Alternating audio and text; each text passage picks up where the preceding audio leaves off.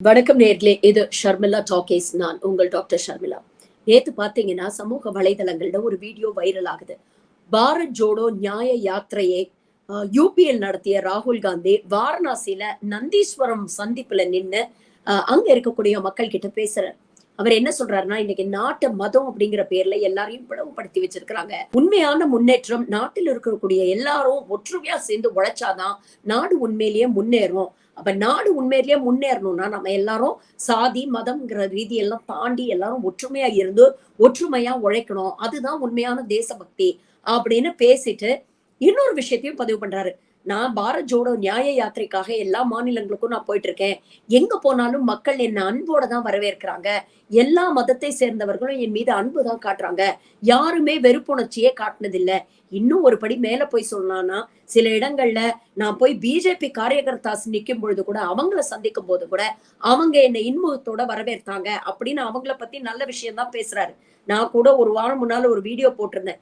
எப்படி பிஜேபியை சார்ந்தவர்கள்லாம் இவரை நோக்கி கோஷம் எழுப்புனாங்க. இறங்கி போய் அவங்க கிட்ட பேசும்பொழுது அவங்க எப்படி முண்டி அடிச்சுக்கிட்டு அவர்கிட்ட கை குலுக்கிறதுக்காக வந்தாங்க அப்படிங்கிற வீடியோ அந்த பதிவுகளை நான் போட்டிருந்தேன். நீங்க பார்த்திருப்பீங்க.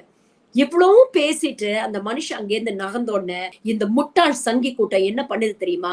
இந்த பிஜேபி காரியகர்த்தாஸ் எல்லாரும் சேர்ந்துகிட்டு 51 லிட்டர் கங்கை ஜலம், புனித கங்கை ஜலத்தை கொண்டு வந்து அவர் நின்னு பேசுற அந்த இடத்த ஃபுல்லா தண்ணி ஊத்தி சுத்தம் பண்ணியிருக்கிறாங்க அப்படிங்கிற வீடியோ வந்து இன்னைக்கு வைரல் ஆயிருக்கு. இவங்க எல்லாம் மனசுல என்னதான் நினைச்சுக்கிட்டு இருக்காங்க அப்படிங்கிற ஒரு கேள்விதான் வருது. நியாயமா நீங்க பாத்தீங்கன்னா இந்த சங் பரிவார் RSS கும்பல் இந்த சுதந்திரத்துக்காக ஏதாவது ஒரு சின்ன துரும்ப கிள்ளி போட்டிருக்கா அப்படின்னு நீங்க போய் வரலாறுல தேடி பாருங்க. இவனுங்க ஒரு மண்ணு செஞ்சிருக்க மாட்டாங்க. ஆனா காந்தி குடும்பம் இந்த நாட்டுடைய சுதந்திரத்துக்காக என்னெல்லாம் செஞ்சிருக்குன்னு போய் தேடி பாருங்க. பக்கம் பக்கமா அதுக்கு சான்றிதழ்கள் இருக்கும் அப்படின்னு நம்ம பாக்குறோம்.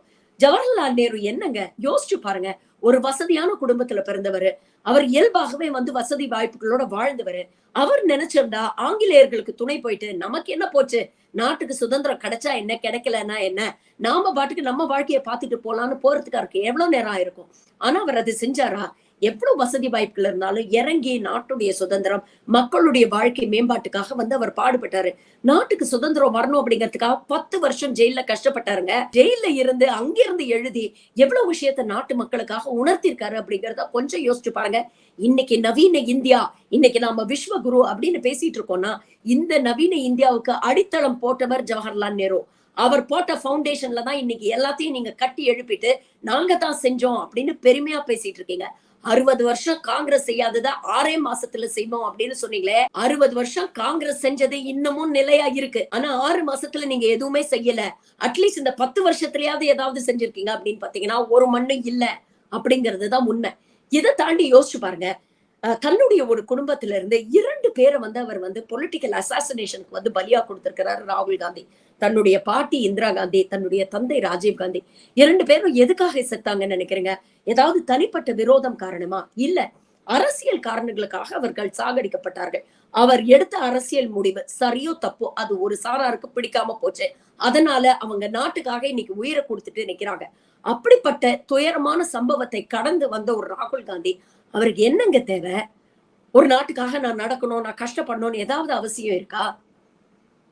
நான் இயல்பாவே வசதியான குடும்பத்துல வந்தவன். எனக்கு போதுமான அளவுக்கு பணம் இருக்கு. நான் எதுக்கு கஷ்டப்படணும் நாட்டுக்காக? நான் போய் எங்கேயாவது வெளிநாட்டுல செட்டில் ஆயிட்டு நான் கல்யாணம் பண்ணி குழந்தை குட்டி பெத்துக்கிட்டு என் லைஃப பாக்குறேன் அப்படின்னு போயிருக்கலாம்ல அவர் நினைச்சா. 10 வருஷமா ஏன் களத்துல நின்னு இவ்வளவு அசிங்கத்தையும் அவமானத்தையும் தாங்கிட்டு ஒரு மனுஷன் எதுக்காக போராடுறாரு? அவருக்கு என்ன தேவை இருக்கு? கன்னியாகுமரியில இருந்து காஷ்மீர் வரைக்கும் நடக்கிறாரு. இன்னைக்கு மணிப்பூர்ல இருந்து மகாராஷ்டிரா வரைக்கும் ஒரு மனுஷன் ஒத்தையா நடந்து போறாரு. ஏதாவது ஒரு இடத்துல ஒரு மேடையாவது என்ன பிரதமரா தேடுதுங்க, நான் வந்து உங்களுக்கு நல்லது பண்றேன்னு என்னைக்காவது பேசியிருப்பாரா? எல்லா மேடைகளையும் தொடர்ந்து அவர் என்ன பேசுறாரு? இந்த வெறுப்பரசியலை கைவிடுங்க, எல்லோரும் ஒற்றுமையா இருப்போம், எல்லோருக்கான நாடு இது, எல்லாரும் ஒற்றுமையா சேர்ந்து உழைச்சு இந்த நாடு முன்னேற்றுவோம் அப்படின்னு தானே பேசுறாரு. ஒரு அரசியல் எதிர்கட்சி தலைவருக்கு அது கூட பேசுறதுக்கு தகுதி இல்லையா? இல்ல உரிமை இல்லையா? அப்படிப்பட்ட சனநாயகத்திலயா நம்ம வாழ்ந்துகிட்டு இருக்கோம்? ஒரு ஆளுங்கட்சின்னு இருந்தா ஒரு எதிர்கட்சின்னு இருக்கத்தாங்க செய்யும். ஆளுங்கட்சிக்குன்னு ஒரு கொள்கையும் கோட்பாடு இருந்தா எதிர்கட்சிக்கும் அதே மாதிரி ஒரு கொள்கையும் கோட்பாடும் இருக்கும். அத பேசுறதுல என்ன தவறு? ஏதாவது ஒரு மேடை என்ன பிஎம்ஆ தேர்ந்தெடுங்க, நான் நாட்டை இப்படி மாத்திடுறேன் அப்படி மாத்திடுறேன் என்னைக்காவது பேசியிருக்காரா? ஆனா மோடியை யோசிச்சு பாருங்க, ராமர் கோவில் திறப்பு விழால என்ன பேசினாரு? நான் இந்த கோவிலை திறந்து வைக்கணும் அப்படிங்கிறதுக்காக கடவுளாக படைக்கப்பட்ட தூதன் நான், தன்னையே கடவுளுக்கு இணையாக நினைக்கக்கூடிய ஒரு மெக்லோமேனியாக் தான் அப்படி பேச முடியும். சரி, கங்கை தண்ணியை கொண்டு போய் கிளீன் பண்றேன்ட்டு 51 லிட்டர் கங்கை தண்ணியை கொண்டு போய் கிளீன் பண்றீங்களே, எவ்வளவு கிளீன் பண்ணுவீங்க? கன்னியாகுமரியில இருந்து காஷ்மீர் வரைக்கும் உங்களால சுத்தம் செய்ய முடியுமா? இல்ல மணிப்பூர்ல இருந்து மகாராஷ்டிரா வரைக்கும் சுத்தம் செய்ய முடியுமா? 2 பெண்களை நிர்வாணப்படுத்தி ஊர்வலமா கூட்டு போனாங்களே, அங்க போய் கிளீன் பண்ண வேண்டியதுதானே கங்கை தண்ணியை ஊத்தி. இல்ல பில்கிஸ் பானு அப்படிங்கிற ஒரு பெண்ணை கூட்டு பாலியல் வன்கொடுமை செஞ்சாங்களே, அவங்களை விடுதலை செஞ்சோன்னு மாலை போட்டு வரவேற்றாங்களே, அங்க போய் கிளீன் பண்ண வேண்டியதுதானே கங்கை தண்ணியை ஊத்தி. தினம் தினம் பட்டியலின மக்களையும் பழங்குடியினருக்கு எதிராக வன்கொடுமைகள் நடந்துட்டு இருக்கு, அங்கெல்லாம் போய் கிளீன் பண்ண வேண்டியதுதானே கங்கை நீரை ஊற்றி. உங்க உத்தரப்பிரதேஷ்லயே ஸ்கூல்ஸ் நிலைமை, ஹாஸ்பிட்டல் நிலைமை எல்லாம் எவ்வளவு கேவலமா இருக்கு, அங்கெல்லாம் போய் சுத்தம் பண்ணுங்க. அந்த இடம் உங்களுக்கு அழுக்கா தெரியலையா? முதல்ல கங்கையை சுத்தம் பண்ணுங்க. நமாமி கங்கை, கங்கையை கிளீன் பண்ண போறோம் அப்படின்னு சொல்லி 10 வருஷம் ஆச்சு, இன்னமும் கங்கை நாத்தம் அடிச்சுக்கிட்டு தான் இருக்கு. கோவிட் காலத்துல எவ்வளவு பிணங்கள் மிதந்தது அப்படிங்கறத நம்ம பாத்துட்டு இருக்கோம். அதெல்லாம் உங்களுக்கு அசுத்தமா தெரியல. ஆனா அந்த அசுத்தமான தண்ணியை கொண்டு இங்க நீங்க கிளீன் பண்றீங்க. கேட்டா என்ன காரணம் சொல்றீங்க? ராகுல் காந்தி மாமிசம் சாப்பிடுகிறார், ராகுல் காந்தி காசி விஸ்வநாதர் கோவிலுக்கு வரல. உண்மை என்ன தெரியுமா? பாரத் ஜோடோ நியாய யாத்திரை போகும்போது காசி விஸ்வநாதர் கோவில்ல போய் தரிசனம் பண்ணிருக்கிறாங்க. ஆனா கேமராஸ உள்ள அலோ பண்ண அரசாங்கம் மறுத்திருக்கிறது. பிஜேபி தலைவர்கள் போனா கேமராவோட போவீங்க, உடனே அதை போட்டோ எடுத்து எல்லா பத்திரிகையிலும் போடுவீங்க. பாத்தீங்களா விஸ்வநாதர் மேல எவ்வளவு பக்தி வச்சிருக்காங்க அப்படின்னு பிரச்சாரம் பண்ணுவீங்க.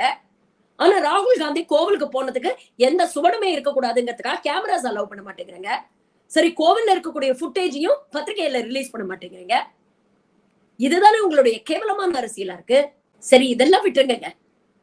வாரிசு அரசியல், வாரிசு அரசியல் அவருக்கு என்ன தெரியும் அப்படின்னு பேசுறீங்கல்ல. ஒரே ஒரு கேள்வி நான் கேட்கிறேன். 10 வருஷமா மோடி பிரதமரா இருந்துட்டார். சரி, போதும், எனக்கு 72 வயசு ஆயிடுச்சு, நான் சாதிக்க வேண்டியதெல்லாம் சாதிச்சுட்டேன், 10 வருஷம் நான் உங்களுக்கான ஃபவுண்டேஷன்லாம் நான் போட்டு கொடுத்துட்டேன், 2024 நான் ஒதுக்கிக்கிறேன், நான் பின்வாங்கிக்கிறேன், அடுத்த ஜெனரேஷன் வரட்டும், ஃப்ரெஷ் லீடர்ஸ் வரட்டும், அவங்க புதிய ஐடியாஸ் இம்ப்ளிமெண்ட் பண்ணட்டும், நான் வீட்டை கொடுத்து ஒதுக்கிக்கிறேன் அப்படின்னு என்னைக்காவது மோடி சொல்லுவாரா? 72 வயசுலயும் பதவியில் உட்காரணுங்கிற ஆசை இருக்குல்ல.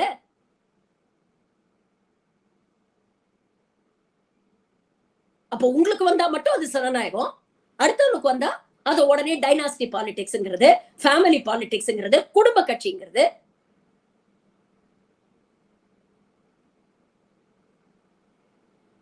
என்ன விதமான ஒரு இந்தியாவை உருவாக்கி வச்சிருக்காங்கிறத கொஞ்சம் யோசிச்சு பாருங்க மக்களே. ஒருத்தர் சனநாயக ரீதியா தன்னுடைய விருப்பங்களை, தன்னுடைய கொள்கைகளை பேசறதுக்கு கூட இங்க இடம் இல்லாத ஒரு இடமா மாத்தி வச்சிருக்காங்க.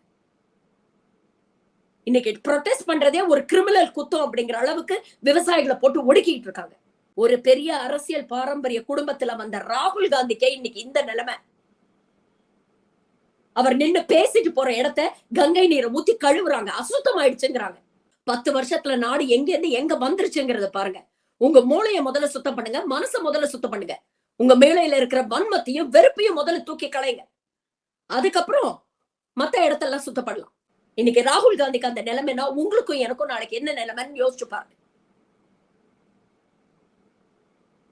இப்படிப்பட்ட ஒரு முட்டாள் கூட்டம், அந்த முட்டாள் கூட்டத்துக்கு பிரதமர் ஒரு தலைவர். இதுதான் நவீன இந்தியாவா? இதுதான் ராமராஜ்யமா? இதுதான் அம்ரத் காலா? இதுதான் விக்சித் பாரதா? யோசிச்சு போட்டு போடுங்க.